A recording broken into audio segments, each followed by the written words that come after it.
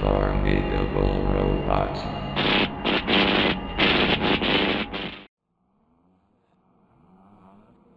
When I was younger, I loved Homestar Runner. I convinced my parents to buy all the DVDs, and my mom says that my Kick the Cheat doll is still in her attic. Of course, when 2021 hit, I found the Homestar Runner website stopped working. I watched all my DVDs in memory of this beautiful website. I got really choked up, and had to leave. I couldn't believe that the whole website was gone because of Adobe's decision. Of course, I had no idea REPULSIVE existed, so that wasn't a viable solution. I was browsing a random comic reading website soon after, when a mysterious pop-up showed up on the site. It was a poorly made pop-up that had a wobbly Homestar in the corner, as if drawn with a trackpad. It also said in a Homestar-like font, download free Homestar MP4s 100% working, no flash player required. I hopped on the site, just me being curious. Before you ask, this was on an old Dell laptop I used to download the shady stuff I wouldn't trust on my PC. I clicked on that shady download button, and it took a couple minutes to get started, but soon I would have all the tunes. I waited about an hour for them to finish up, growing more and more bored as time went on. I had to play some of my crusty-ass laptop games to pass the time. When they finally finished, I immediately booted up Marshmallow's Last Stand, a classic. But there were some atrocious mistakes that made it unwatchable. Those mistakes being audio cutting out, random breathing sounds, stuttering of the video. For a moment, a random voice replaced Matt Chapman's voice for all the characters. It sounded East European. And it wasn't just that tune either. The King of Town had an odd droning noise in the background. Looking at a thing in a bag had a random scene with Homestar crying, animated poorly.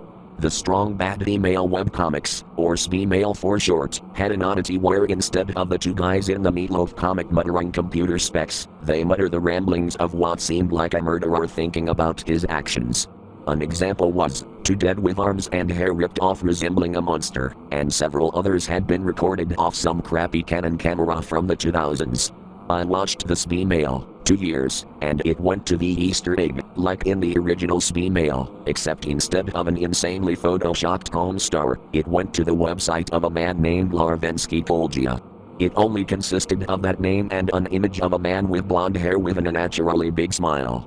The man who was recording it circled the website with his mouse many times, in hopes that somebody would look it up, and so I did. I'm not putting up a picture of the website, as it has been really slow to load on my laptop and I can't access it anymore, and that crap is going nowhere near my new PC. But I will make up a name for it. LCTheHomestarFan.com, not the real name, had been changed since that video was recorded.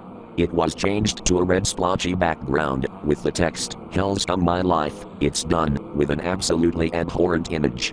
I described it, but I've unfortunately forgotten most of the image. All I can remember was the gun in the corner of the image, and the same blonde-haired man from the SBMail recording, lying dead on the floor. Looking at the other tunes, they're in pretty good quality. I'd be impressed if I wasn't so disgusted. But in the folder was one last tune, with the same East European accent narrating pictures of horrible murders, while the phrase, "My Homestar Runners," was written all over the photos. He then took the camera and took a tour of his room. The only worthwhile thing I saw was a shrine to Homestar. It had pictures of him, and had the word "seriously" going over and over again. He then put the camera up to his face, revealing the same blonde-haired man, and he said, "I'll be going to free country soon enough." And the video ended. Another thing worth noticing was that the murder photos looked like what the Meatloaf comic guys were describing. No arms, and hair shaved off, a long Homestar. I reported the file to the police, and I stayed up late, thinking, what was that even supposed to be? Did I discover some cold case nobody could solve? After all that, I had a hard time even blinking. I don't watch Homestar much anymore after that. And I think that's for the best.